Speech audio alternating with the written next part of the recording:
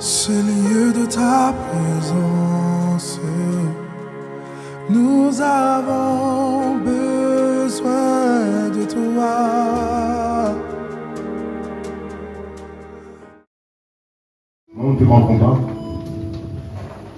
ça a été de parler en public. En fait, j'ai toujours eu peur, je me suis toujours sous-estimé. Et ça a été un gros combat pour moi. Je me rappelle quand j'étais à l'université à Orléans, je devais parler devant un amphithéâtre rempli, il y avait au moins 100 personnes. Et j'avais préparé un sujet, et je devais le dire à tout le monde. Et j'ai pas réussi, c'était compliqué. Puis ensuite, récemment, j'ai eu un entretien avec, comme vous savez, j'étais béni. Je suis gérant maintenant grâce à Dieu. Et j'avais un entretien avec mes nouveaux responsables. Et il y avait tous mes chefs, tous les RH, tous les grands patrons de la Gardière. C'est l'entreprise à laquelle je travaille. Et on était 6 nouveaux gérants à intégrer l'entreprise. Et moi j'étais le plus jeune. Ils avaient tous entre 38 ans et 40 ans. Et ils se sont tous présentés. Et c'était à mon tour de me présenter. Et j'ai pas réussi. J'ai pas réussi et j'ai perdu mes moyens en fait. Et ce que j'ai fait directement, c'est que j'ai appelé le pasteur. J'ai dit pasteur. J'avais un entretien avec mes chefs et c'était le moment que je devais leur montrer que j'étais capable de gérer l'entreprise. Et j'ai pas su en fait montrer que j'étais capable. Et je lui ai dit pasteur, il faut que je commence à modérer. Parce que c'est pas normal. En fait. Je suis l'enfant de Dieu. Je sais même pas s'il y avait des chrétiens. Mais je sais que moi je suis l'enfant de Dieu. Et j'étais le seul en fait à pas pouvoir me présenter.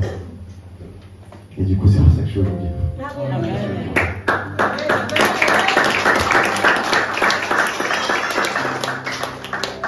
Alors, mon thème aujourd'hui c'est là où tu es attendu, tu es combattu.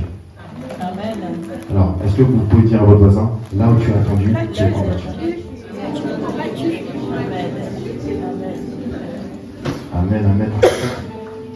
Alors, tout le monde connaît l'histoire de Moïse et Jérémie. Alors, est-ce que vous voyez un point commun entre l'histoire de Jérémie et de Moïse? Quelqu'un voit un point en commun?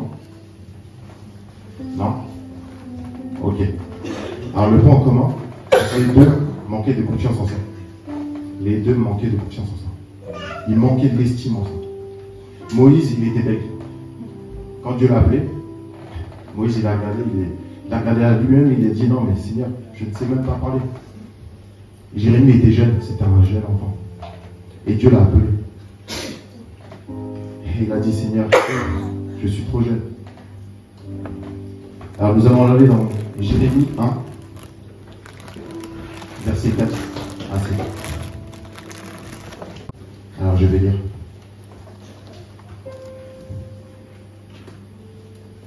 La parole de l'Éternel m'était adressée. Avant de te former dans le ventre de ta mère, je te connaissais. Et avant que tu naisses, je t'avais consacré.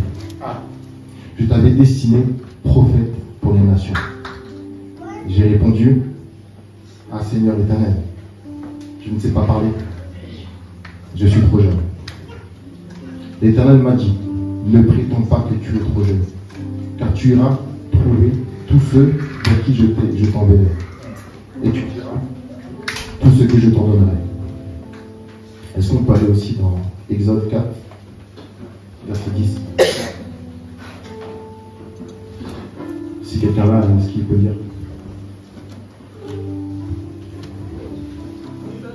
Exode 4, verset 10, il dit par la parole de Dieu. Moïse dit à l'Éternel, ah Seigneur, je ne suis pas un homme qui ait la parole facile, et ce n'est ni hier ni avant-hier, ni même depuis que tu parles à ton serviteur, car j'ai la bouche et la langue embarrassée. Amen. Amen. Alors le point commun entre Moïse et Jérémie, c'est que les deux manquaient d'estime de soi. En fait, ils regardaient à leur force, mais ils voyaient qu'ils n'étaient pas capables. C'est normal, c'est que des hommes, c'est des êtres humains. Dieu les a destinés à un grand avenir. Vous connaissez l'histoire de Moïse et de Jérémie. C'est des grandes personnes. Des fois dans la vie, on a des situations, et on regarde à nos forces, et on n'est pas capable. Comme moi devant vous. Avant de venir, j'avais peur, mais Dieu m'a dit que non, c'est pas des hommes qui vont appeler c'est lui-même. Et quand Jérémie et Moïse ont eu l'appel de Dieu, ils ont regardé à leur force. Ils ont dit qu'ils n'étaient pas capables. Et c'est pareil pour moi. Aujourd'hui, Dieu a permis que je puisse être gérant. J'ai une entreprise. J'ai que 25 ans. Et quand il m'a appelé à gérer cette entreprise, j'ai regardé à mes forces. J'ai dit, mais non Seigneur, j'ai que 25 ans. Moi-même, je ne sais même pas parler. Je ne suis pas capable. Mais Dieu m'a dit non. C'est pas ça que j'ai regardé. Ensuite, on va prendre 1 Samuel 16 au verset 10.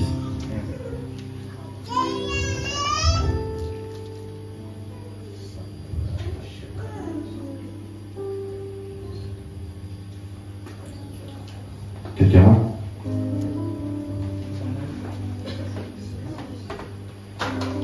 Samuel 16, 10, j'ai dit en entier. Isaïe présenta ainsi 7 fils à Samuel, et celui-ci lui dit, l'Éternel n'a choisi aucun de ceux-là. Parole du Seigneur. Amen. Amen.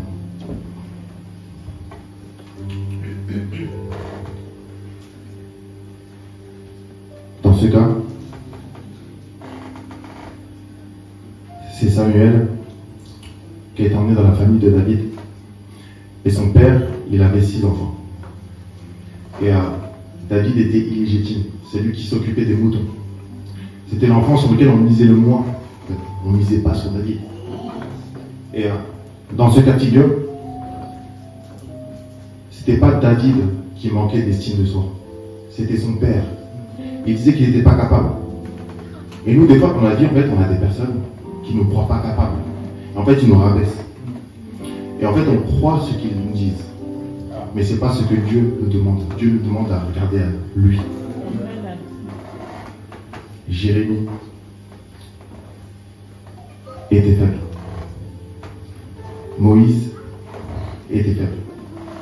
David se sentait fort. Mais c'est ses proches qui disaient qu'il était faible. Ensuite, on va prendre Jérémie 1, de 8 à 9. Je lis la parole.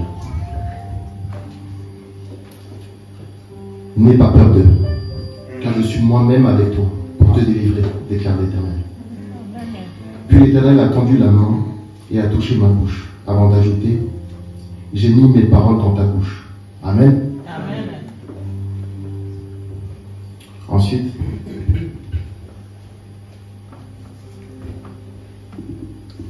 on va lire dans Exode 4, chapitre 11. Je vais lire au nom de Jésus-Christ. Amen.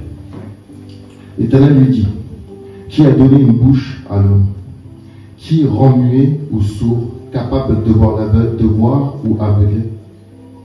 N'est-ce pas moi l'Éternel? Mais maintenant, vas-y, je serai moi-même avec ta bouche. Amen. Et je t'enseignerai ce que tu devrais dire. Amen. Amen. Dieu dit que ce n'est pas par tes forces, ce n'est pas par tes forces, mais c'est grâce à lui que tu es capable de le faire. Et quand on croit que c'est nous-mêmes qui le faisons, mais c'est Dieu. Là où je suis arrivé, ce n'est pas moi, mais c'est Dieu qui a fait en moi. Amen. Dieu est grand, un grand Dieu.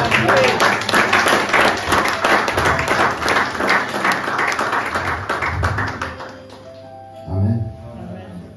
Pour terminer, je vais lire Exode 4, chapitre 13. Est-ce que quelqu'un peut lire?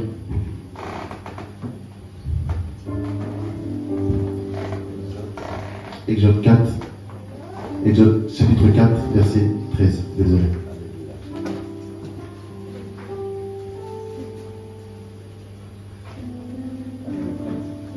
C'est ça, Exode 4, verset 13.